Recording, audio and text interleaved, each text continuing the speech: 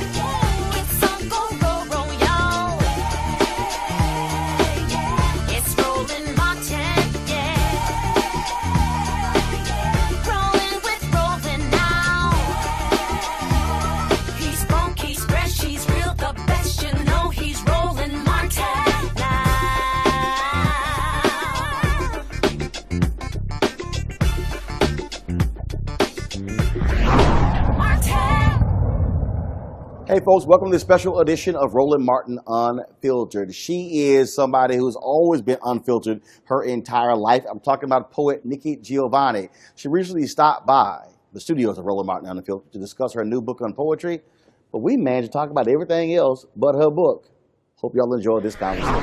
Hey folks, glad to have Nikki Giovanni here, the great poet, activist, author, college professor, rabble-rouser, all that sort of stuff. But here's why I'm happy to have her here. Okay, so I had my show Washington Watch for 4 years on TV One. I had News One Now for 4 years on TV One. And the problem is I couldn't cuss. So I could say damn, hell, ass. I couldn't say that. Okay, so y'all need y'all to understand, I have been wanting to tell this story. This is flat out one of my favorite quotes of all time. This quote is up there with Malcolm X, with Martin Luther King Jr., with Frederick Douglass. I mean, some of the greats. I'm telling y'all. Okay, so in 2000, we're at Tavis Smiley, State of Black America, at USC, on USC's campus. And I think Charles Ogletree was the one who was interviewing Nikki Giovanni on stage. And I think the brother with the New York Daily News, Stanley Crouch, I think he was on the panel. So the question was asked to Nikki, why do you love hip-hop and why do you love Tupac? And this is what she said. She said, somebody got to call a motherfucker a motherfucker. Right there, the whole audience lost it. And every time I had her on the show, I was like, I couldn't say it. I had to dance around it. But that is a top 5 all-time quote. I'm embarrassed. I'm an old lady. I'm sorry, but that was hilarious and truthful. Well, it was truthful.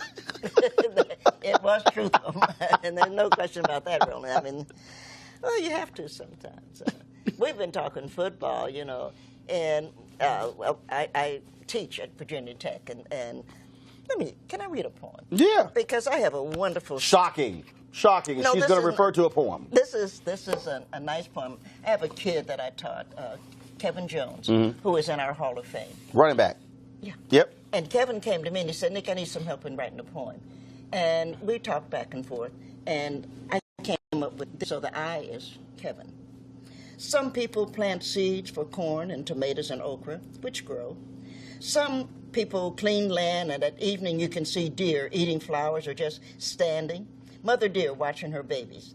Some people live in crowded cities, and they put out window boxes with herbs, enchanting folks who write by. I play football. I have watched men grow too long for too much, for too little, then come home to smile at their wives and children. I have watched every Sunday school children offer a psalm, preachers offer hope, a choir offers a voice and join the community in prayer to a merciful God. That life will be better. I play football. I listen to my parents tell me to go forward. I listen to my teachers tell me I can. I listen to the wind whistling in my ear and sometimes the rain falling on my back, and I understood that the true heroes of our nation, I am doing my part to be a part of this community, this school, this team. I am humbled to be considered for this Hall of Fame when I know the true heroes are the men and women who go forth every day. I play football. I hope I have done my part. And I think we forget that everybody does what they do. And aside from the fact that I love Kevin, I love the fact that those young men on that football team, they hurt. They don't get any money. They're not making $300,000. No. They're not making commercials. And I know people say they're getting an education, but only sometimes. So we could do better. Well, the thing that's interesting to me, like even as you were reading that, because the thing about poetry, first of all, poetry is personal. It's deeply personal. I was at Black Book Images in Dallas when they were still open. Yeah, I remember that. And I had somebody who came in and they said, I got a book of poetry and I want to sell it. And I said, well, the question is, are people going to buy it? And so Emma Rogers, who owned it, I said, Emma, how much poetry do you sell? And she went, you see the top of that bookshelf? She went, start right there and go all the way over there. She says, those are all poetry books that haven't been sold. And I said, so I always want to ask you this. When you hear that, why do you think people don't gravitate to poetry to purchase? I think people, first and foremost, that's not true. I've had 3 bestsellers for whatever things like that mean. But I think that we, the poets, have to come out and tell the truth, which means you're going to be offending people. I've been watching my mailbox lately because Right. I'm not fond of the president. I think he's crazy, and I think he should be impeached if not arrested. And so, now I look at my mailbox. I have to make sure that nothing's in there. Because, and this disturbed me. Just let me say this one thing. These are the same people who put a bomb in a church and murdered 4 little girls. And they want to tell me they're Christians. And the book that they say that they believe in is a poetry book, especially New Testament. And I'm in love with John, the beloved disciple. I know that John was smoking weed. If you read Revolutions, you know he was smoking weed. Me, myself, I like Song of Solomon. Well, that's beautiful. Let me tell you something. If y'all want to read some sexual stuff, read one of them Songs of Solomon's. I was like, dang, Solomon, you were laying it down. But look what Toni Morrison did with it. So you're going to take these wonderful lines, words, images, metaphors, and you're going to find a way to use them. So I don't think you write a book because you want it to be a bestseller. I think you write a book because you want to tell the truth. Right. Well, now, here's what's interesting, though. So while you were reading that, could ask somebody who speaks all across the country and ask somebody who tells stories when speaking. Actually, as I heard that, and when I went to page 106 and read it, I said, it's not a poem. This is a little speech. I mean, literally, literally what he, as I read it, I'm going, wait a minute. He could walk to the podium and to accept an honor. That was a speech. I hope so. So it calls you to look at it differently, as opposed to, oh my God, that's a poem. No. That was basically a speech. It's a poem. He's married to a wonderful young lady, Robin, and they have a couple of really wonderful kids. But I wanted to say something not only to Kevin, but to all of those young men and women.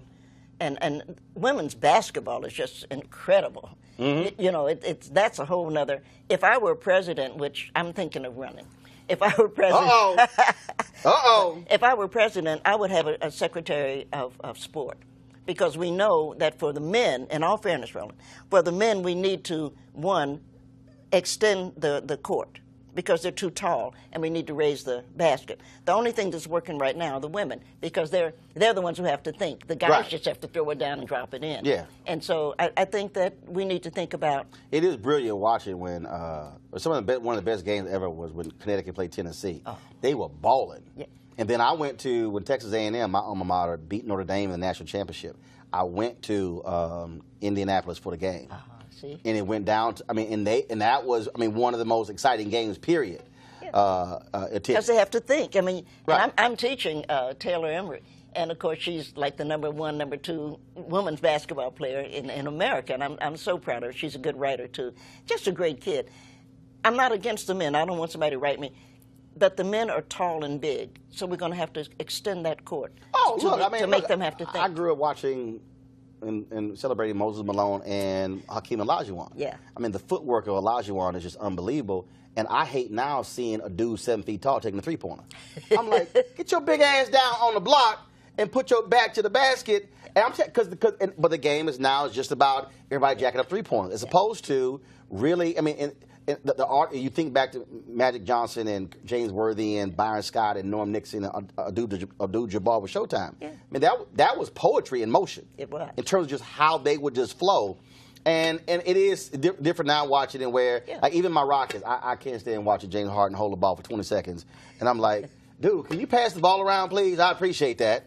No, it's boring. Well, we need to make that, don't you think we need to make that change? Just like men's tennis, and I'm a big tennis fan. Oh, now with the speeds? Well, we need to make them have to play 5.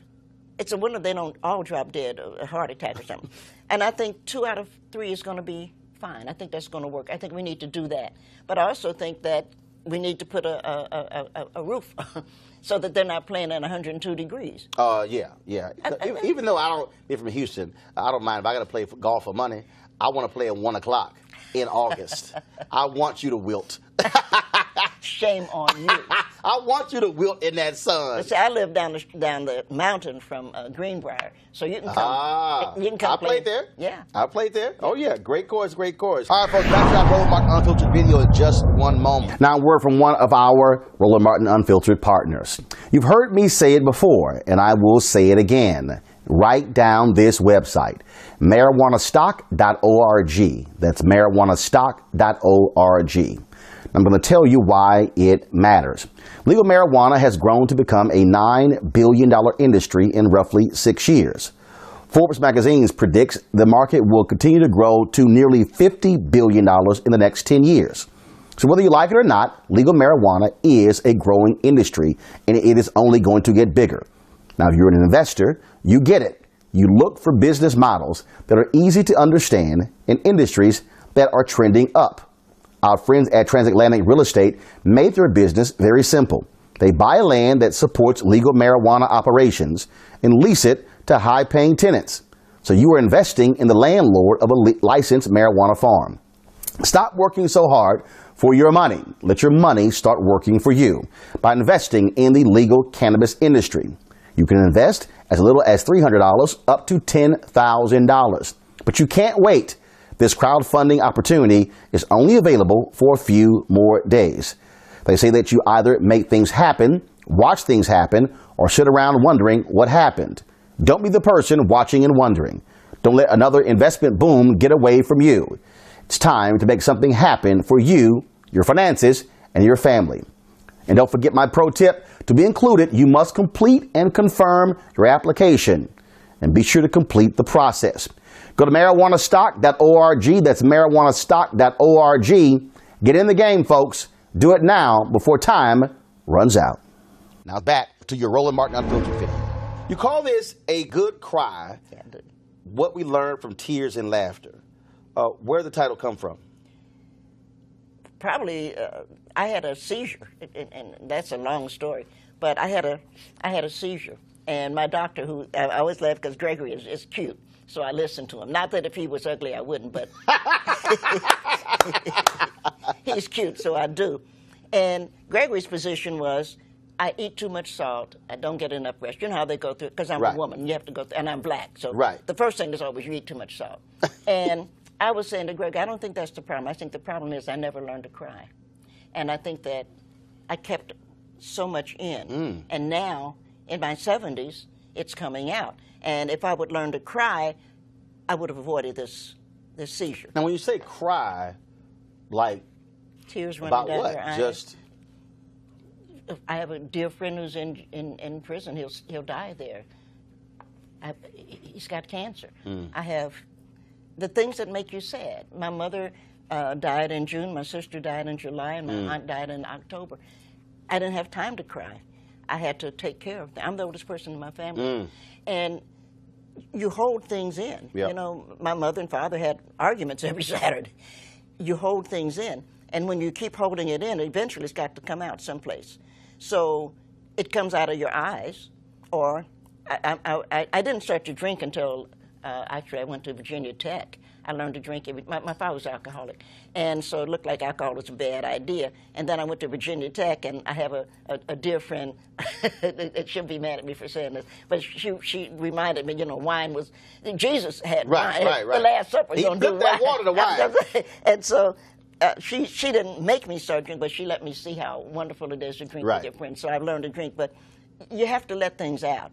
And I said to Greg, to my doctors be out, I said to Gregory, I think if I had learned to cry, I wouldn't have this seizure. What did he say? He said, I think you're wrong. And I said, Gregory, I have given you a gift, because it's true, I have. I said, you need to create something, the Nikki, and when people come in and they're having, you know, problems, you need to say, oh, you have the Nikki. And you need to show them a good glass of champagne. We'll do this every night. You need to laugh about this, but you need to learn to cry when something's sad.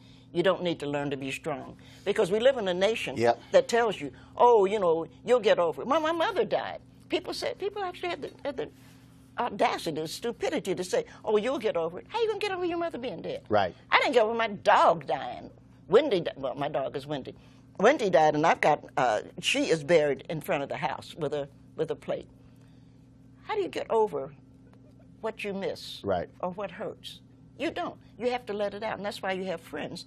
And your friends shouldn't tell you, be strong, be brave, you can do it. Right. Your friends should say, oh, girl, go on and cry about it. I'm right here.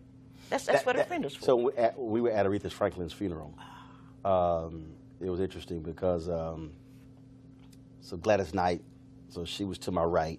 So we're in the front row. She's to my right, and she was really broken about Aretha dying, and so she was crying. And so then Jennifer Lewis, who was sitting in her row behind her, she comes over, and so she's just standing right next to her, and so she's hugging her. Then she's just rubbing her back, and so then I walked over, and I was to hand Jennifer something. A fan or something. She says, no. She said, Roland, you got to do the old way. You got to go ahead and fan them yourself. But it was just one of those things where, again, versus just letting her sit there alone, she didn't say anything. It was just there, just to rub her back, just to rub her back. Well, you know, Aretha is my soror. She's a Delta, and the Omega's ceremony was just beautiful. My wife was there. And she's when a Delta. Oh, yeah, she was there. I mean, she flew in crazy for as you are, and she had. I know you had to marry a Delta, and of now course, hold up. She wasn't a Delta when we got married. She married an Alpha. But she got rid of him, didn't she? No, I'm Alpha. You're Alpha. And then she joined Delta later. Okay. So she married an Alpha. Well, see, I always mess with the Deltas on that one. You know, I had the pleasure of knowing Rosa Parks. And I would talk to Miss Parks. Miss Parks was a tea drinker. I would talk to Miss Parks. We just, you know, like we're doing. And I said to her one day, I said, you know, Miss Parks, when I think about your life, it's amazing to me that you only made one mistake. And you know Rosa, you know how her face kind of fell. She said, well, what was that, baby? I said, you went AKA. See, that's why I tell Reverend Jackson every time, because he's an Omega, he always throw his little hooks up. I was like, don't start that. Don't start that. I said, you knew Dr. King was an Alpha. Don't start that. I was going to say. We should be ashamed of ourselves. No, we shouldn't. That's the truth. That's a good one. That's a good one. Yeah, but the whole thing, though, is interesting. As you were talking, I thought about I thought about so my grandfather died in '85, and then my maternal grandfather, and my maternal grandmother died about 6 years ago. And I thought about it. I'm trying to see.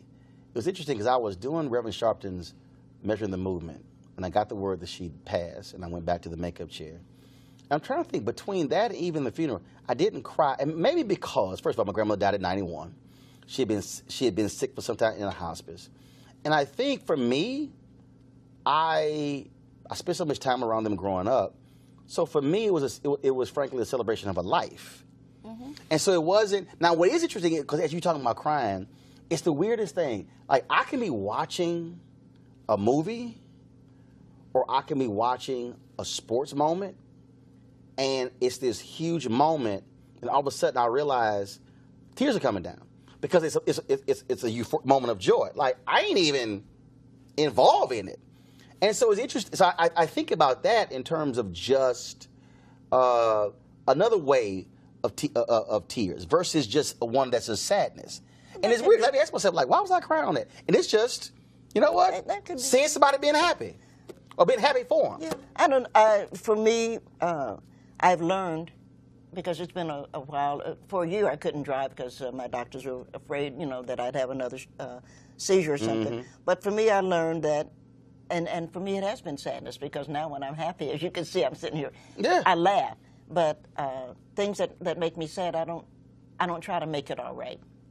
Right, it is what it is.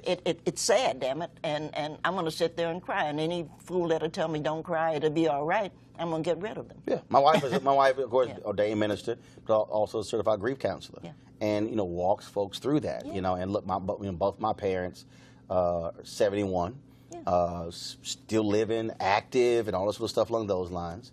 But yeah, when I've had fraternity brothers who've lost their dads recently, and I reached out to them, and I'm like, I said, I understand that relationship, especially black men who've had fathers who were still in their lives who passed away. I mean, it's a whole different sort of connection. Yeah. And men, of course, are worse than anybody, because men are like, I've got to be, and men need to learn to cry, because what you end up doing is you don't cry, but you kick your dog. Right. See, for me, I don't have a dog, so I'm glad you don't. I ain't no, I mean, but right. But no, absolutely. You're upset. They keep their dog beat. They take it out on something else, as opposed to, no, let that thing out. That's all I'm saying. Yeah.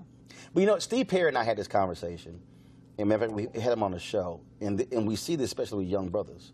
So like now, when I take pictures with young black men, I'll tell them, if you're not smiling, we can take a picture. And I would say, we're not taking a jail photo. Because what has happened is we've created this generation of young black men. We say, yo, man, no, you got to be hard. You got to be a man. Yeah. He ate. Right. And literally, mothers would say, take a picture of my son. And I said, dude, we will stand here until you smile. And then people go, why are you making them smile? I said, because I'm not taking a damn jail photo. Right. It's a photo, bruh. Just smile. And I'm seriously, we'll be there, it'll be a standoff. And I'm like, ain't gonna be no picture. Because I just don't understand this notion of we gotta raise young boys to grow up hard. Yeah, well, I got another one that'll make everybody upset, but I don't understand why men measure the size of their penis. Because there isn't a woman on earth that fell in love with the size of a man's penis. We fall in love with the size of a man's heart, and sometimes his mind. But we don't fall in love with the size of his penis. And we've got the President of the United States, fool that he is running around talking about the size of his penis. Mm-hmm.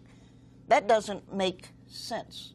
And that's interesting, because there's a woman who's, Shanae Hall, is a radio personality out of Atlanta, and she posted this statement on Instagram. Somebody asked her a question, and she said, I need all these attributes in a man, and he has to be 6.5 inches. And these people start commenting all on, and I was kind of like, I said, baby, it's a whole bunch of brothers, I said, who the right one for you. I said, and you don't, I said, you running around passing them up. I was just jacking with it. She's like, well, I'm just being honest. I said, okay. See, that's stupid. That's stupid. And we've got boys growing up thinking that they are people because of the size, for lack of a better word, of their dicks. But the men who then, okay, a woman has to have these physical attributes, these attributes, as opposed to, I mean, the reality is, when we do see people, and I tell people all the time, people like, Roland, looks don't matter. I said, first of all, you're lying. I said, because the bottom line is, if we in a crowd, and I spot you across, there's something I'm looking at that caught my attention. Right. Okay, I'm like, y'all can talk about, no, but it's what's on the inside. I'm like, I don't see the inside across the damn room. But you know, you feel something. And When you're, right. Roland, I have on a pair of earrings. Mm-hmm. My parents were poor, and my mother worked, you know, we were poor. These are diamonds. Mm-hmm. And Mommy knew that I liked diamonds. Mm-hmm. For my 40th birthday, she gave me this. Diamonds are just rocks. And we pass rocks. We're here in D.C. Mm-hmm. We pass rocks all the time, but there is something about a rock. You're out in the desert, you're in wherever you are, in South Africa, you've been all over the world, and you'll see something, and you'll pick it up. And you're not responding to how it looks. You're responding to how it feels. And you'll find yourself taking it, and you might bring it home. You might not, I mean, right. But there's something that you respond to that is not just. Now, let me be clear. I ain't like my wife when I met her. I ain't like her, okay? I thought she was a mean-ass preacher. I did not like her. And I told this story to Bishop Jakes on TBN. Oh. Yes, on Christian television. Did not like her. Like, okay, plus she had a whole bunch of gray hair at 34. I'm like, whatever. But this is exactly what this is. Just Nikki, this is true God's honest story about your sorrow. So we at church, and we were not in the church. We were not in the sanctuary. I need to qualify this. We were in a foyer. I'm talking about frat brother Carrie. And so she was down on the other end of the foyer. We had a singles party that weekend. And Carrie was talking, and I went, damn, Carrie, Jackie got an ass on her. What? And so then when she came down, a group of us was supposed to go out to eat, and then ended up being the two of us because everybody fell up. We there till 5, 6 o'clock in the morning, and then just talking or whatever. And I just got divorced 6 months earlier, so I ain't trying to talk to nobody. Okay, I'm like, look, damn that, and end up talking. Go out a couple of days later, and been together ever since. And I told her, I said, see, I personally think what you were saying, God was trying to send me all these other signals, and I wasn't trying to feel that. But he said, just show him the butt. He'll figure everything else out later. So I told her, you wore the right pair of black pants on the right day. I said, that's what got my attention. I told that story to Bishop Jakes, and he hollered. I got emails from all over the world. Said, did you actually just go on Christian TV and said your wife's butt? I was like, look, I ain't going to lie. I said, I'm telling you, that's a true story. I said, and she's still here. And I tell her, right pair of black pants on the right day. There's power in the black woman's booty. I'm just saying. There might be, but there's something more. Oh, yes, of course it is. Of course it is. Yeah. But them right pair of black pants. Well, black pants matter, but you see what you love. You know, I've had a theory, and I'm going to retire in a couple of years, and so I'm going to have some time to work on that. My basic theory is that there is nobody white in America. The only people who could possibly be white are, in fact, immigrants. Okay. Because American white people, especially the rich ones, they had babies. The wives had babies. But they didn't want their wives to be messed up. They didn't want somebody else fooling around with those tits. And so they would send the babies down to the slave quarter, and they would, the slave mother would feed the children. You are what you eat. So the richer you are and have been, the more likely it is that you are, in fact, black. Got black DNA. Absolutely. Just don't quit. But of course, it's just do it. Just do it. I mean, that's just Colin. Don't quit. I love Colin. I mean, I thought, what a great kid. What a great kid. You know, I grew up with, well, not grew up with, but my generation, Muhammad Ali. And he was a great man, just a great man. And the Thomas Smith, yeah, John Carlos. Just great. And just celebrated the 50th anniversary of that. Yeah. Yeah, they're just wonderful people, and to see him take that stand, you know. Now, I interviewed Jason Whitlock, and Jason Whitlock said, he said, all y'all keep trying to compare him to Ali. I said, well, first of all, I said, I don't compare him to Ali. Ali is Ali, Kaepernick is Kaepernick. So we had this vigorous debate because he feels as if Kaepernick should be more aggressive in talking. I said, look, not everybody is going to be like Ali. Right. Not everybody is going to be as talkative as he was. I said, everybody does their thing in their own way. Mm-hmm. That's quite true. But he's talking all over the world. Right. Because when I saw that, I went out. And, of course, I have a lot of credit, so I don't have to worry about that to my credit card. I went out and I bought T-shirts, I bought sweatshirts, I bought tennis shoes. I did the whole thing. And my class was laughing at me. I teach a class every day, Tuesday and Thursday. And my class laughed. I said, no, he doesn't need me. He doesn't need us. I'm 75. Mm-hmm. Colin doesn't need a 75-year-old woman. But I thought if he could take that stand, because he lost a lot. Yeah. If money would be important. But then, what did James Brown teach us? Money don't change you, but time is taking you on. Get it. Get down with it. Mm-hmm. I love James Brown for that. I do. We have to appreciate what the young man did. And he's speaking. Ali did what he did, and I loved Ali. We traveled together, and read poetry together. Really? Isn't he credited with like the shortest? What is it? With like the shortest poem ever? Something like that. It's one of them Guinness Book of World Record things. Credit, but he first of all, watching films and things along those lines, and surely it had to be a hoot traveling with him. Oh, it was a lot of. Well, first of all, his wife. He was. What's the word? What word is a cock hound? He was a lover of women. That would be the other word. He took pleasure. But his wife trusted me. And so we would be going someplace. He went on the bus. He always had the bus. What she didn't realize is that I had to fly. And so my son and I would, because I'm trying to support my mother at that point, my son, a dog. And plus the bus takes too damn long. Oh, yeah, it took too long. And I don't know why Aretha Franklin would not get on that airplane. I'm like, Aretha, look, I know you had one bad episode, but I remember she called me once. She's like, oh, Roland, I'm going to have to get on this plane because this long bus ride across the country. I'm like, Queen, that's too long. It's too long. I don't even want to take a connecting flight. I want a direct flight. Yeah. I am not taking a bus 2-3 days to get somewhere. But, speaking of Ree, she could have taken that time to just relax. Mm-hmm. And she had a great sister. I knew Carolyn. Mm-hmm. I knew Aretha, but not well, but I knew Carolyn, And she had a sister, and I didn't know Emma at all. Sometimes you need, when you're as famous as that, sometimes you need some time to yourself. Busters work. I didn't have time to be bothered with it. Oh, yeah. So his wife would say, how was the trip? I said, great. Really smooth, yeah. It's none of my business what Ali did. I'm not going to be married to her. When you think about these iconic figures, the thing that because as you were talking when you mentioned teaching, Dr. Maya Angelou, so a month before she died, and I had never in my life thought about it this way, because when you're talking about teaching, so we at the National Portrait Gallery, they unveiled her portrait, and then they had the Smithsonian Museum of African Art, so they had a birthday celebration for her. So I'm interviewing her. And I think I made some reference to my brothers and sisters being teachers. She said, no. You're a teacher.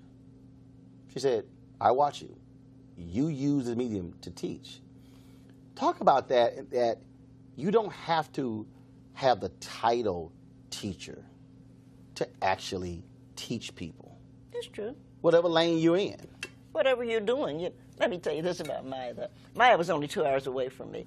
And I got to be a friend of Maya because she was always very nice to my mother. She would run into Mommy, and she was always very nice. And so over a period of time, we got to be friends. But Maya thought she could cook. I mean, I know you heard her say that. I think I can cook, but I'm right. I cook very well. So I would go down to see her because now she's in the wheelchair. I'd go down, and she would cook something, and I would say, oh, this is pretty good, but why didn't you? And so I guess she was in the mood one day, and she said, why don't you come on down? I said, okay, because my best dish is a rack of lamb. Okay. And I said, I'll bring a rack of lamb so you can learn how it should be. But she couldn't be. She had a real kitchen. I mean, a gas stove and stuff. So she had to be here because she couldn't be close to the gas there because she had oxygen tank. Yeah. And so I did it. I made it, and it was beautiful. I'm a good cook. Look, I got it. It was beautiful. And we sat down at the table. She always set a really pretty table. And so we cut it, and she ate it. And she's looking at it because she's trying to figure out what to say. She said, it could use a little salt. So she's like, I'm going to find something to say. I said, she's like, I'm going to knock you down on one pit. Girl, you should be ashamed of yourself. This is a perfect rack of lamb. See, that's like when Obama went down to Louisiana, New Orleans, and Leah Chase, and she served her gumbo, and Obama reaches for the hot sauce. And she said, look, don't nobody put hot sauce on Miss Chase's gumbo. And that thing went all around the neighborhood and then the city. I mean, it went everywhere. People were like, hold up, did he, like, grabbed it before he even tasted it? She snapped on him. She's like, I don't care, you the president. You don't put no hot sauce. You don't put no hot sauce on, not on Leah Chase gumbo. No. And you ain't take. Miss Chase was wonderful. I cracked it when she told me that story. I had the pleasure of knowing Miss Chase. You know, Leah was the husband, and he was over in Paris. Dookie. I had the pleasure of knowing her, and I had the extreme pleasure of being a good friend of Edna Lewis, who was on a stamp. You know, they finally put Edna on a stamp, which they should have. She should have her own stamp. They put Edna Lewis and Julia Child and James Beard and somebody else. They put them all on a stamp. But talking to the, you know, you don't do that. You don't put any salt on it. Either eat it, well, as my grandmother would say, every time I put something on the table, you have two choices. Eat it, don't eat it. Eat it or leave it. Because you didn't touch it. I mean, that's what, you know, I don't care what you thought about it. You didn't add. No, he good. He learned a lesson. Oh no, he learned. Because she checked him. Oh yeah. She's like, I don't care, you the president of the United States. She's like, you don't put no hot sauce on Miss Chase gumbo. That's right. Right. So no, he learned that lesson. Right. He felt that lesson. He felt that one. Yeah. When you think about all the things that you've done, is there something that you still wish, dang, you know what, I want to do that? Well, I have the pleasure, and I tease my son. I only had one child. I have a son, and my son had a daughter. And so I tease him all the time. I said, well, you know, no matter what you've been doing in your life, he's a lawyer. I said, but no matter what, you did one really good thing, no matter how you look at it. I said, you had the sense to have a daughter. And it's like, oh, God. But I'm into, right now, global warming, actually. Okay. And it's just a part of, I'm into space and stuff. The Arctic Circle has a worm. And I'm always doing this, but actually you can't see it. It's a teeny tiny worm. And the worm has committed or given a community. The worm lives under like 45, it used to be 45-degree frozen. So it should not have been able to create a community. Right. But now that it is warm, it's coming down. Wow. So we know that the biggest predator on Earth is us. Human beings are the worst predators. We know that the second biggest predator is the sea urchin. And everybody's upset about the sea urchin, which tastes delicious, by the way. I don't know if you like sea urchin. Never had it. Delicious. Okay. Cut the head off, and then you have to put to drain everything in it out, and you take tweezers and pull the That sounds like a lot of work. But see, that's a lot of work. Don't laugh and don't correct me, okay? I taught my granddaughter how to fix chitlins. See, I don't want to hear it, Roland. Let me tell you something. Oh, my God. Go ahead. Go on, finish the story. We have a history, and if I don't teach Kai how to make chitlins, who's going to teach her? No, it's just pork. No, I'm smelling this because, you understand, I went to my grandmother's house. Oh, my God. I hit that door, and them chitlins hit me, and it almost sent me into a coma. I ran out that door and stood at the edge of her yard. And my daddy came up, because I went to the house early. He's like, what you doing? I said, yeah, man. Say, dog, I can't go in there. The funk of them chitlins hit me. I said, Dad, I can't do it. I said, so, because my grandmother had a catering business. And so I worked with this since I was 7 years old. And we had to prepare for some wedding. I was like, say, man, I can't go in that house. I said, the funk of them chitlins, I can't do it. Turn them inside out and clean them. But now, of course, they can be frozen. So you're not having any smell. But do you know, you really aren't, do you know where most of the chitlins are coming from now? Where? Denmark. Why? I don't know. But if you go to Kroger, do you have a Kroger here in Washington? Yeah, we got Kroger. If you go to Kroger, you'll see a package frozen, 5-pound, Denmark. I think it's the most interesting thing. I'm going to go talk to them Denmarkians. It's delicious. because now they're really clean. All you have to do is you have to check them, but no, they're clean. And beer, God created beer for only one reason. What? To cook with it. Nobody in their right mind. I was sitting there looking at that fool on the Supreme Court now, talking about he drank a beer. No, you didn't drink a beer because beer won't. Well, nobody drinks beer that much that you can't remember anything.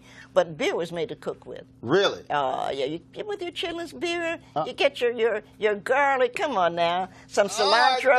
Oh, cook it low all day long. No, I can't. Oh, my God. Roland. Between chitlins and pig's feet and You know who makes the best pig feet? Aside from somebody like me.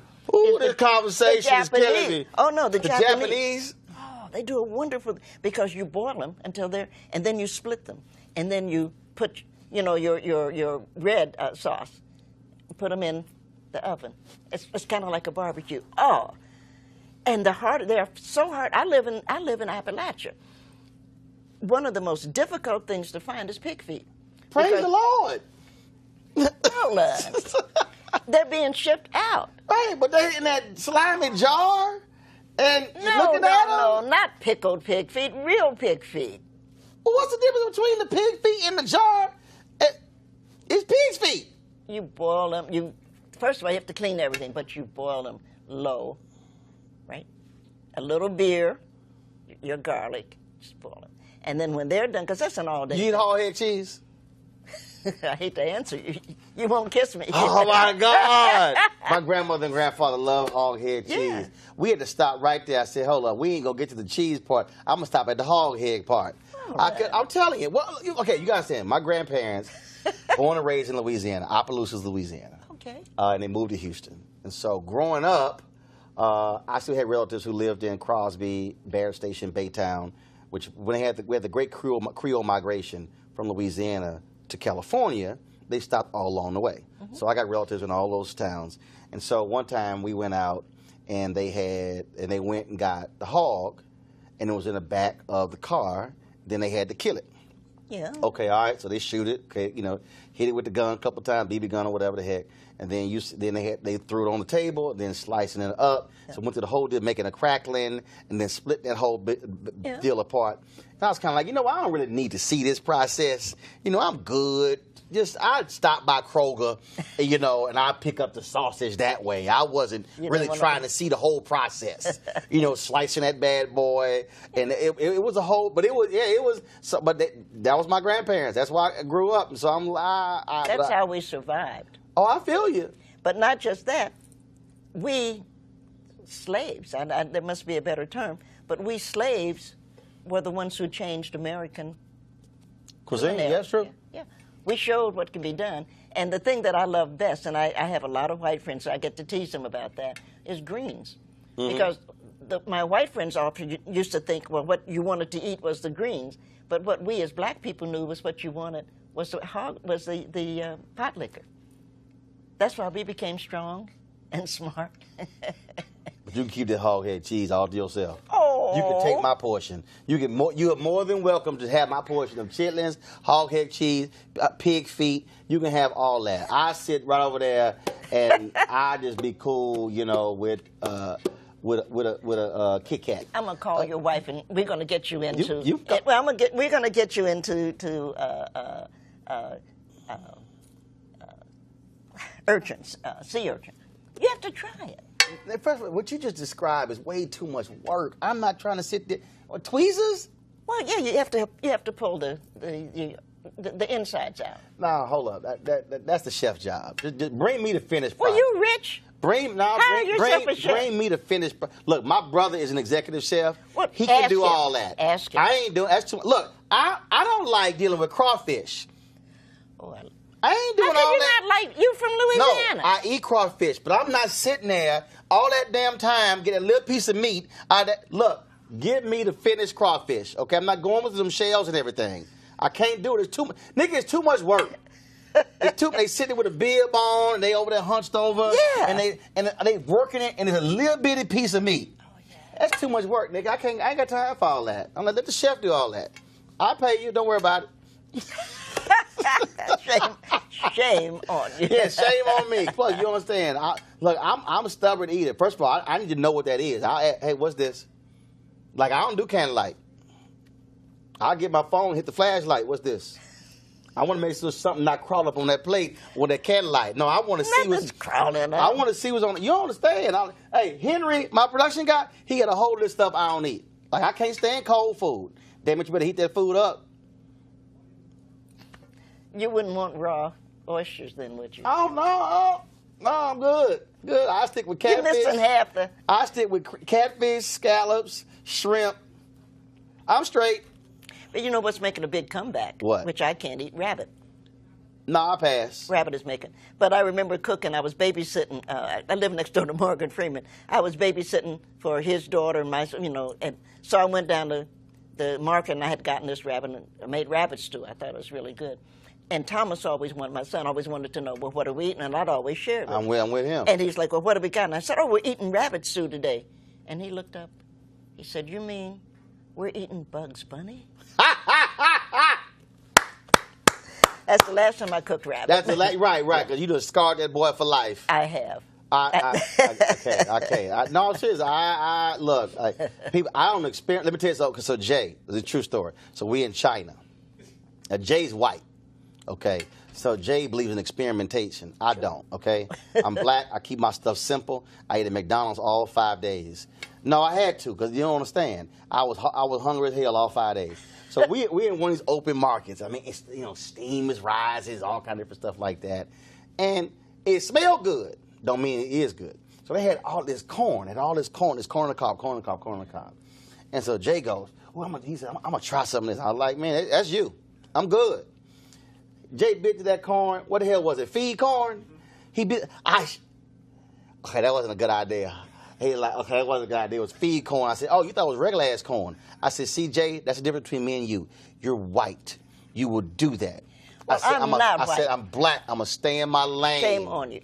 You asked me what I would like to do. The one thing that I cannot do because it's over was I always wanted to go with Anthony Bourdain to Vietnam because they make the best chicken soup in the world. You sure it's chicken? And I thought, boy, wouldn't it be great? I was so sorry he committed... You sure it's chicken? Well, Anthony, no, I'm not sure. I don't know. I have to think about it, but it's delicious. Right, I got you. But Anthony always said he wouldn't eat human, which was smart. I'm kind of with him on that. I am, and he won't eat dog, and I'm with him on that. I'm with him on that. And then the rest of it, then you have to be careful what you eat when you're eating in Korea, especially. Yeah. But I thought, boy, when I was so hurt when he committed suicide, I didn't know him, but I thought, wouldn't it be great to be able to find a way, and we'll go to Vietnam, and we'll just do a show like we're doing this, and we'll eat there. I don't know, Nikki. You might be eating by yourself. I might be commentating. I'm telling. No, I'm just not. Look. I know what I like. I know what I like. Like Houston's restaurant. I've ordered the exact same thing for 15 years. Oh my. I don't even look. Here's the problem when you eat something and you switch it up. Now your palate's messed up and now you're mad. No, you're mad. Look. My first wife. My God. First of all, I used to like hanging out with my family because my family we cook. Okay, the whole family cook. Every man in my family know how to cook. Right. We don't need no women in the kitchen. Y'all go sit down. We don't need y'all in here. Okay, so we can all cook. And my family, everybody, we got food. We do it up. Nikki, I'm not lying. It's a true story. We go to her parents at San Antonio, just the two of them. I'm like, damn it, we going to eat Chinese. I'm not trying to eat no damn Chinese on Christmas. What's wrong? Damn it, I need a real meal. We go to this Chinese restaurant. It is the most god-awful food. I'm mad. I mean, we eat bad food. Not you mad. You want to cuss folk out. The only thing I had on my mind was going to the store and going to buy me a Mrs. Smith Dutch apple crumb pie and some vanilla ice cream to get that taste of that bad Chinese out my mouth. Nikki, why we go to 4 grocery stores, I can't find no Mrs. Smith Dutch apple crumb pie at a single store. I got to sit there at that house that night, mad, cussing, that food in my mouth, that taste on my palate, because it was that. See, bad food will make me mad. Kiss your wife. That didn't do it. I was mad because she the one took me to the damn Chinese place. So she could have kissed me. I did. She could have kissed me. She could have did more than that. I would have been like, damn it, that bad food. Oh. Bad food will put you in a foul mood. But great food, like you bring me some bad gumbo, I'll cuss you out. It better be some good gumbo because I love gumbo. Yeah, gumbo's good. I love okra. But I make good ice cream. I'll have to do that too. I do homemade ice cream, yeah. What flavor? I make mostly vanilla. I make my grandfather's recipe. See? I like vanilla, you know. Grandmother liked pineapple. I like chocolate. Well, you can always add chocolate. Put your finger in it. So y'all thought we were talking about poetry today, a good cry. This actually ended up being a food discussion. I'm sure y'all are shocked by that. Last question for you. You said you're going to retire, but that's retire from teaching. Yeah. Then what you going to do? What do you want to do? You going to do like Will Smith did and jump out of a helicopter on a bungee jump over the Grand Canyon? No. Okay, all right. No, I'm going to write. I'm trying to write a couple of books. My granddaughter and I are going up to the Arctic Circle. Okay. We're excited about doing that, and I'm going to learn. Now, see, I hate to say this to you, but I want to learn how to use chopsticks. And I can't. I think it's so neat. It is. I go, hey, that's cool. Bring me that fork. I know. I tried. Nigga, you gonna starve by like one little rice on the thing? I don't know how they do it. I don't know how. But they do. So the question is learning something different. Right. I don't know. Look, I've tried. I'm like, say, dog, bring me that fork. I can't be here all day with this dog on chopsticks. I pretty much have learned, and you wouldn't like they did, how to open an oyster. And I've been working on sea oysters. I know. See, it's too slimy. There's no life without oysters. It's too slimy. Oh no, that's why God invented lemons. He put a little lemon. Oh. That's gonna get rid of the slime? It's not slime. But I ain't trying to eat that. There you go. Get rid of straw next time? No, just put a nice glass of champagne. Well, see, I don't drink. Well, shit. I've never drank in my life. Don't worry about it. It's a digital show. You can cuss. It's all good. You ain't got to cover your mouth. You can say shit. No, I've never drank in my life. I've never drank in my life. You're deprived. When you retire, you have to No. My brother would tell you, like, I don't want to see your ass drink. He said, you already a fool. I mean, I have never drank in my life. Not even a little champagne? I've never drank in my life. My dad tried to give me some non-alcoholic beer. I wouldn't drink it. It's just I just don't. And I don't know is it because my mom asked me when I was a kid to fix up some rum and Coke. I don't know why in the hell I thought I was going to taste it, see if there was enough Coke in it, and just screwed my whole stomach up. I think I probably don't drink. Again, I just never had the desire. Right. And probably because I had an uncle, my Uncle Warren, who's now in hospice care. My Uncle Warren had a Big Gulp before 7-Eleven created Big Gulp. Oh. I mean, I was like, dude, how did you get that big-ass cup? And it was all alcohol. And he would come over. But I've never, I mean, we had alcohol. My parents drank, my family, we had parties and stuff. I just never, my brother does. Mm-hmm. I just never, ever was interested in wine coolers or anything. And people give me alcohol. I tell people come to the house. I'm like, y'all come drink all this stuff up. I don't know why in the hell they give me alcohol because I don't drink. No, I've just never had any interest. Now, I'm always the driver. Well, it's good to have you around. I'm always the one to remember what everybody did. So when it's like, what happened last night? So this is what actually happened. At 9:25, you see, so somebody got to be the reporter on what happened. No, everybody should. There's a dish towel that says, the advantage of living in a little town, which I do, is when you don't remember what you did, everybody else does. There you go. See, I remember what everybody does. My family will tell you like how he remember every detail of what happened at this event, at this family gathering. Oh, yes. Oh, I'm the family reporter. So we're looking forward to the book when you retire, huh? Oh, no, I don't know if I'm going to write that book. That book going to be a little ignorant. But that's how I use social media. So like my niece who just walked by, she does some work for us. She has her own hashtag, the Laney Chronicles, Lani. Oh. So stupid stuff she do, it go on social media. I create videos when she asks me dumb questions.